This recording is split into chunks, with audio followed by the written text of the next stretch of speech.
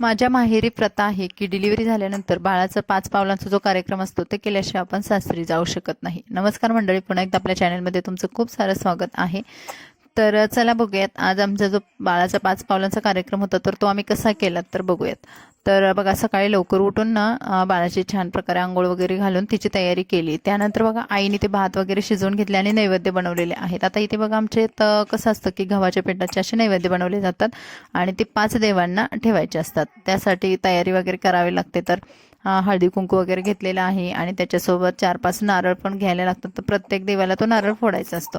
तर बघा आमच्या गावाकडचे देव कसे आहेत आणि आम्ही कसं 5 पावलांचा कार्यक्रम केला चला बघूयात. तर सुरुवातीला बघा सकाळी बाळाला अंघोळ वगैरे झाल्यानंतर हिला असं छान प्रकारे रॅप केलेलं आहे. तर बाळाला इथे कशी प्रथा आहे की बाळाला कपडे वगैरे घालायचे नाही, तर त्यांच्या सोबत जे त्यांचं टॉवेल वगैरे असतात किंवा बाळोते वगैरे असतात तर ना त्याच्यामध्ये त्यांना रॅप करायचं आणि मग दर्शनाला घेऊन जायचं. तर सकाळ सकाळी हा कार्यक्रम केला तर बरा पडतो, कारण दुपारी खूप ऊन होतं आणि गाव म्हटलं का प्रत्येक म्हणजे मंदिर असतात ना ते अगदी जवळ नसतात. तर सुरुवातीला बघा आम्ही अशा पद्धतीने आमच्या घराच्या पाठीमागे म्हणजे खूप अंतरानंतरच एक मंदिर आहे मायाक्का देवीचं. तर बाळ बघा एवढं पूर्ण सगळं देव होईपर्यंत, देवांचं जो दर्शन होईपर्यंत झोपलं होतं. तर मळ्यामध्ये अशा पद्धतीने ते मंदिर आहे आणि आम्ही चालत गेलो होतो, मी आणि आई आणि शनाया पण होती सोबत. तर शनाया शूटिंग करते त्यामुळे तुम्हाला आधीमध्ये ती दिसत नाहीये. तर हे आहे मायाक्का देवीचं मंदिर.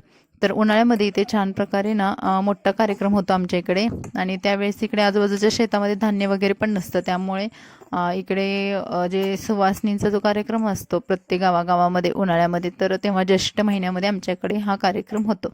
आणि बाजूला तुम्ही बघाल की शेती वगैरे कशी हिरवीगार अगदी आहे यावेळेस.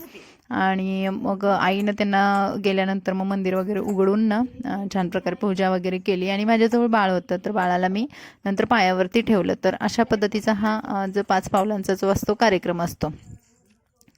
तर मायाक्का देवीचं छान प्रकारे दर्शन झाल्यानंतर आम्ही निघालो दुसऱ्या देवाला. तर इकडचे बघा सगळे गावाकडचे देव कसे असतात, थोडेसे रानामाळामध्ये असेच असतात आणि गावामध्ये सुद्धा एखादं मोठं मंदिर असतं.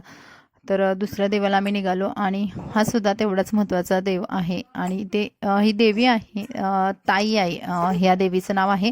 तर बघा इथे तर बाळाला आणावंच लागतं. जेव्हा बाळ जन्माला येतं त्यावेळेस त्याच्यासाठी जो सुंटोडा वगैरे बनवला जातो किंवा काजळ वगैरे बनवलं जातं, तर ते इथे पहिल्यांदा या ताई आईला आणि तिचे जे छोटे छोटे बाळं आहेत तर तिला ते पहिलं दाखवावं लागतं, म्हणजे इथे ठेवावं लागतं आणि त्यानंतरच आपल्या बाळाला वगैरे घालायचं असतं. तर बघा हे तिचे त्या देवीचे हे बाळं आहेत आणि ह्या बाळांची सुद्धा पूजा करावी लागते. तर हे बघा मी तुम्हाला बोटाने दाखवलेले आहे तिचे बाळ आणि त्यांना सुद्धा काजळ वगैरे लावूनच नंतर आपल्या बाळाला घालायचं असतं. देवीच्या समोर इथे मेंढीचं जीवदान दिलं जातं.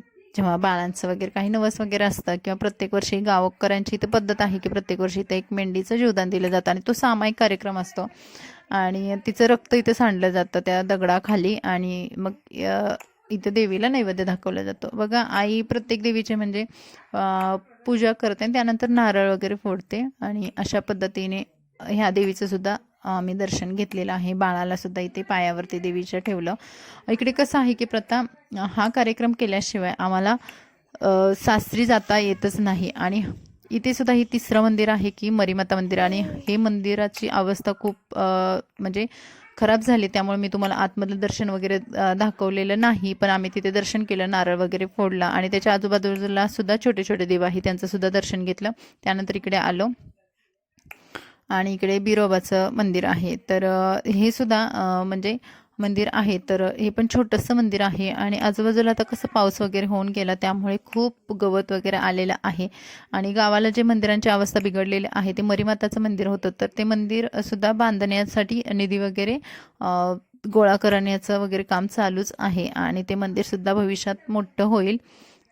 त्यानंतर इथे बिरोबाचं पण दर्शन घेतलं आणि आम्ही निघालो. आता हा कार्यक्रम आहे 5 पावलांचा, तर तो सोमवारच्या दिवशीच केला जातो. त्यामुळे एखाद्या सोमवारी जर काही अडचण आली किंवा सुतक वगैरे आलं तर हा कार्यक्रम पुन्हा 8 दिवस लांबला जातो आणि परत पुढच्या सोमवारीच करावा लागतो. त्यामुळे बाळ झालं की हा कार्यक्रम आवरावाच लागतो आणि मग पासून म्हणजे सासरी जाण्यासाठी ती माहेरवासीन तयार असते. त्यानंतर आम्ही इथे आलेलो आहोत. बघा हनुमानचं मंदिर आहे आणि हे आमच्या गावामध्ये आत्ता म्हणजे काही वर्षांपूर्वी झालेलं आहे आणि इथे आता हनुमानच्या मंदिरामध्ये कसं बायकांना वगैरे गावी तर प्रवेश नाही, त्यामुळे बाळाला बघा आम्ही इथे बाहेरच असं ठेवलं आणि छान प्रकारे हनुमानचं दर्शन वगैरे घेतलं आणि पुन्हा घरी निघालो. तर अशा पद्धतीने आम्ही बाळाचा 5 पावलांचा कार्यक्रम आवरून घेतला आणि आता आम्ही आमच्या सासरी जायला तयार आहेत. तर बघा हा जो गावची जी आमची पद्धत आहे तर ती तुम्हाला कशी वाटली कमेंट्समध्ये नक्की सांगा. कारण शेवटी कसं असतं आपल्या गावच्या रूढी परंपरा चालवणं हे सुद्धा आपलं कर्तव्य आहे. आणि काय असं बोलतात की जर नाही आपण ह्या गोष्टी केल्या तर बाळं वगैरे रडतात. तर त्यामुळे आम्ही हा कार्यक्रम आवरून घेतला आणि मी आता सासरी जायला रेडी आहे. Bye bye.